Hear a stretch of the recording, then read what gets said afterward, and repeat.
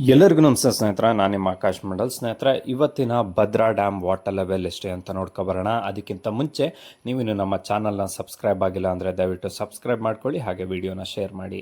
ಸ್ನೇಹಿತರೆ, ಇವತ್ತು ಅಂದರೆ 28/6/2026 ಇವತ್ತಿನ ಅಂದರೆ ಭಾನುವಾರದ ಭದ್ರಾ ಡ್ಯಾಮ್ನ ವಾಟರ್ ಲೆವೆಲ್ 136 ಅಡಿ 8 ಇಂಚು ಆಗಿರುವಂಥದ್ದು.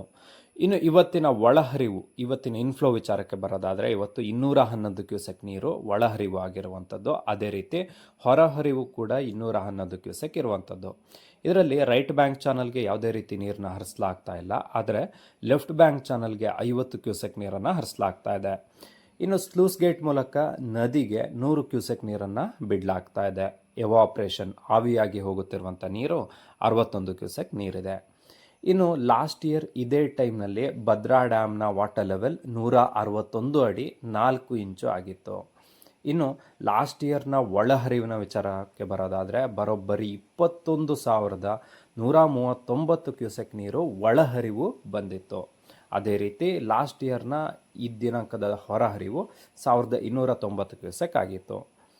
ಇನ್ನು ಮಳೆ ವಿಚಾರ ನೀವೆಲ್ಲ ಕೇಳ್ತಾ ಇದ್ದೀರಾ, ಈ ಭಾಗದಲ್ಲಿ ಮಳೆ ಆಗ್ತಾ ಇದೆಯಲ್ಲ ಅಂತ. ಇನ್ನೂ ಕೂಡ ಮಳೆಯ ಯಾವುದೇ ಸುಳಿವಿಲ್ಲ, ಮಳೆ ಬರ್ತಾನೇ ಇಲ್ಲ. ಇಲ್ಲಿ ಒಂದು ಮಳೆ ಕೂಡ, ಸಣ್ಣಕ್ಕೆ ಕೂಡ ಮಳೆ ಬರ್ತಾ ಇಲ್ಲ ಈ ಭಾಗದಲ್ಲಿ, ಭದ್ರಾ ಡ್ಯಾಮ್ ಜಲಾಶಯದ ಭಾಗದಲ್ಲಿ. ಆದರೆ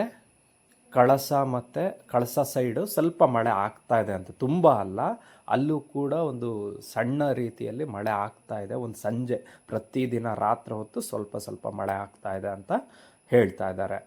ಸೊ ನೀವೇನಾದ್ರು ಕಳಸ ಸೈಡ್ ಇದ್ದರೆ ದಯವಿಟ್ಟು ಮಳೆ ಆಗ್ತಾ ಇದೆಯಾ ಅನ್ನೋದನ್ನು ನೀವು ಕೂಡ ತಿಳಿಸಿ ಕಮೆಂಟ್ ಸೆಕ್ಷನ್ನಲ್ಲಿ. ಧನ್ಯವಾದಗಳು ಸ್ನೇಹಿತರೆ.